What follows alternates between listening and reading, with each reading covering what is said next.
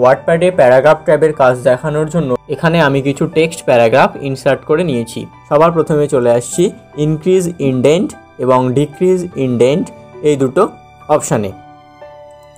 তো increase indent এবং decrease indent কি কাজ করে? প্যারাগ্রাফের প্যাসেজটাকে ডান দিক বাদিক সরানোর জন্য কাজ করে। আপনি যদি ইনক্রিজ ইনডেন্ট করেন তাহলে প্যারাগ্রাফটা আপনার ডান দিকে সরে যাবে। তো আপনারা এখানে দেখতে পাচ্ছেন ডান দিকে সরে যাচ্ছে। এবং যদি ডিক্রিজ ইনডেন্ট করেন তাহলে প্যারাগ্রাফটা আবার পুনরায় বাদিকে সরে আসবে। চলে আসছি বুলেট স্টাইল। আপনি চাইলে বুলেট স্টাইল, নাম্বারিং বা পয়েন্ট যা খুশি করতে পারেন। বুলেট স্টাইল চলে এলো। যদি নাম্বারিং রাখতে চাই তাহলে এখানে নাম্বারিং চলে এলো, বা এবিসি পয়েন্ট করতে চাইলেও পাশের এবিসি পয়েন্ট এখানে চলে এলো। এরপরে চলে আসছি লাইন স্পেসিং অপশান।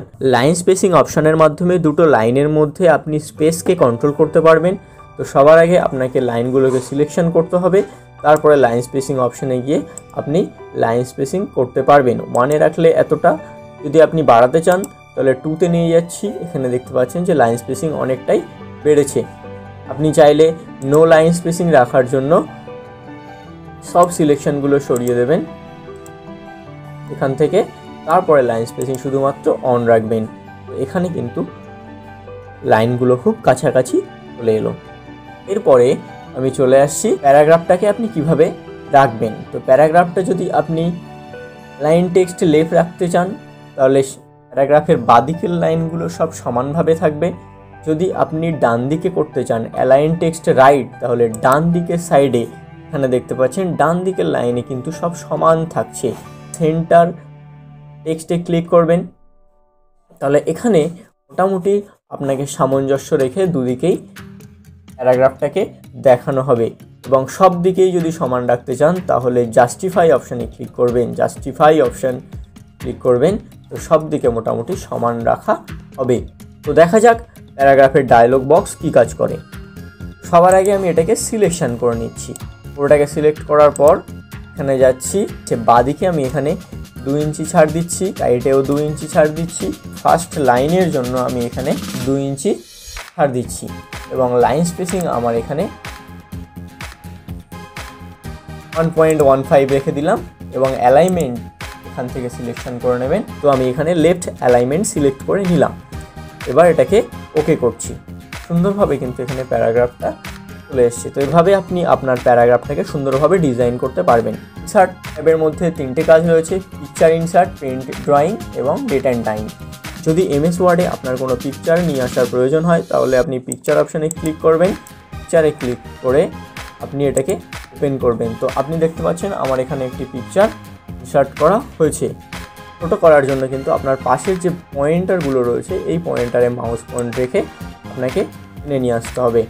উপর থেকে আপনি চাইলে সাইড থেকেও ছোটো করতে পারবেন। এরপরে যদি আপনি এমএস ওয়ার্ড থেকে পেন্ট অপশানে যেতে চান তাহলে পেন্ট ড্রয়িংয়ে ক্লিক করবেন। এখানে দেখতে পাচ্ছেন যে এমএস ওয়ার্ড থেকে সরাসরি পেন্টে চলে এলাম। আসার পর এখানে এই পেজটাকে যদি আপনার ছোট থাকে তাহলে আমি এটাকে টেনে বড় করে নেবেন।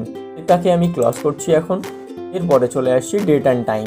কার্সার পয়েন্ট পেজের উপর রেখে আপনি এখান থেকে আপনার পছন্দ মতো অপশান সিলেকশন করার পর ওকে করে দিন। ব্যাস, আপনার ডেট অ্যান্ড টাইম এখানে চলে আসবে। এরপর চলে আসছি ইনসার্ট অবজেক্ট। আপনি ওয়ার্ডপ্যাড থেকে অন্য কোনো যদি অপশান ওপেন করতে চান তাহলে ইনসার্ট অবজেক্ট অপশান ব্যবহার করবেন। যেমন আমি এখান থেকে পাওয়ার পয়েন্ট অপশানটাকে ওপেন করে দেখাচ্ছি। তার জন্য পাওয়ার পয়েন্ট স্লাইড এটাকে সিলেকশন করলাম, তারপরে এখানে জাস্ট ওকে প্রেস করবেন। তো দেখতে পাচ্ছেন যে এখানে আমার পাওয়ার পয়েন্ট অপশান চলে এসেছে। ওয়ার্ডপ্যাডে আমরা চলে আসছি এডিটিং অপশানের কাজ। এডিটিং অপশানের কাজের জন্য আমি এখানে একটা প্যারাগ্রাফ ইনসার্ট করে নিয়েছি। এডিটিং অপশানে রয়েছে ফাইন্ড, রিপ্লেস এবং সিলেক্ট অল। ফাইন্ড, আপনি কোনো ওয়ার্ডকে যদি ফাইন্ড করতে চান বা আপনি যদি কোনো ওয়ার্ড বা লেটারকে খুঁজতে চান তাহলে এই ফাইন্ড অপশানে ব্যবহার করবেন। যেমন আমি এখানে ফাইন্ড করছি দি। এখানে দেখুন ফাইন্ড হোয়াট, আমাকে এটা লিখতে হবে যে আমি এখানে দি ওয়ার্ডটাকে খুঁজছি। ম্যাচ হোল ওয়ার্ড অনলি আর match case whole word only. তো সমস্ত দিগুলো আমি এখানে দেখতে চাইছি। তো ফাইন্ড, নেক্সট আমি দেখুন এখানে যে দি প্রথম দিটা কিন্তু যেখানে রয়েছে সেটাকে সিলেকশন হয়ে দেখাচ্ছে। পরের দি কোথায় রয়েছে সেটা দেখা যাক।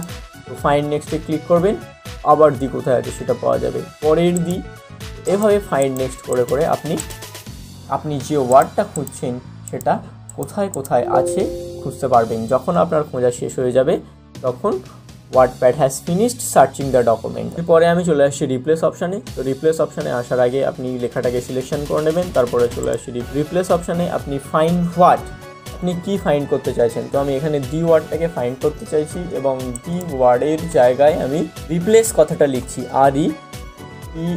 REPLACE, replace. তো এখানে আমি প্রথম দিটাকে রিপ্লেস করছি, প্রথম দি জায়গায় আমাকে রিপ্লেস কথাটা এনে দেওয়া হয়েছে। পরের অপশানে আবার রিপ্লেস করছি, আবার দেখতে পাচ্ছেন। এরপরে আমি সবগুলো একসাথে রিপ্লেস করতে চাইলে জাস্ট রিপ্লেস অল এই অপশানে ক্লিক করলাম। তো আমার এখানে যেখানে যেখানে দি লেখা ছিল সেখানে সেখানে এখন রিপ্লেস কথাটা দেখতে পাবেন। ফাইন্ড এবং রিপ্লেসের পর আছে সিলেক্ট অল অপশানে ক্লিক করলে আপনার যে লেখাটা ওয়ার্ডপ্যাডে রয়েছে তার পুরোটাই কিন্তু সিলেক্ট হয়ে যাবে।